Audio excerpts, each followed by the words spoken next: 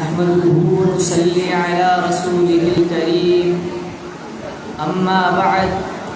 فأعوذ بالله من الشيطان الرجيم بسم الله الرحمن الرحيم النبي أولى بالمؤمنين من أنفسهم وأزواجه أمهاتهم صدق الله العظيم وصدق رسوله النبي الكريم۔ میرے واجب الاحترام اساتذہ کرام اور میرے ہم مشن ساتھیوں، السلام علیکم ورحمۃ اللہ وبرکاتہ۔ یہ بات سب پر آیا ہے کہ نبی کی اطاعت ہم سب کے لیے ضروری ہے۔ حضور سے محبت و عقیدت ہو، حضور سے محبت کے بغیر نہ اطاعت رسول کا کوئی فائدہ ہے اور نہ سنت نبیوں پر چلنے کا کوئی اعتبار ہے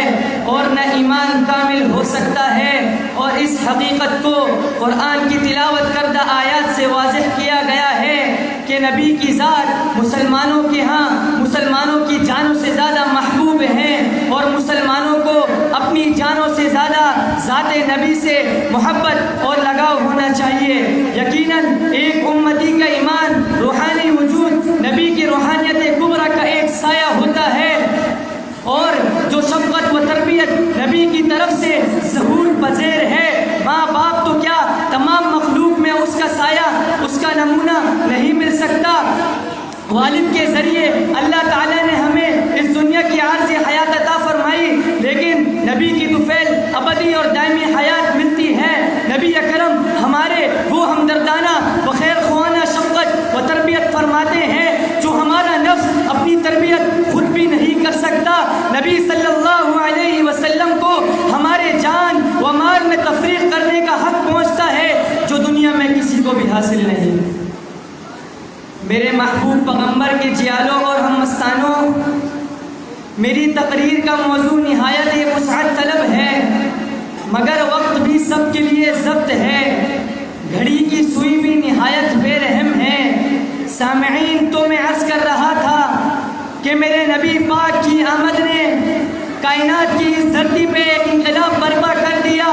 لیکن یہ بھی حقیقت ہے جہاں حق ہوتا ہے وہاں باطل بھی چکر لگاتا ہے، جہاں عدل ہوتا ہے وہاں ناانصافیاں کرنے والوں کو درد محسوس ہوتا ہے، جہاں انسانوں کو انسانیت سکھائی جاتی ہے وہاں انسان نما شیطانوں کو تکلیف ہوتی ہے۔ بعیرہ اسی طرح میرے آقا مولا کے جملہ خوبیوں اور روز بروز اسلام کی ترقیوں کو دیکھ کر حاسدین جلنے لگے، نبی پاک کو گالیاں دینے لگے، صحابہ کرام کو طرح طرح کی تکلیفیں پہنچانے لگے، حتیٰ کہ میرے نبی کے قتل کے منصوبے بننے لگے۔ لیکن ان کا دل نبی کی محبت سے پر تھا، ان کے لیے اپنی اولاد کو یتیم کرانا، اپنی بیوی کو بیوہ کرانا آسان تھا، لیکن نبی کے عزت و ناموس پر حرف آنا گوارا نہ تھا۔ کسی شاعر نے کیا خوب کہا ہے،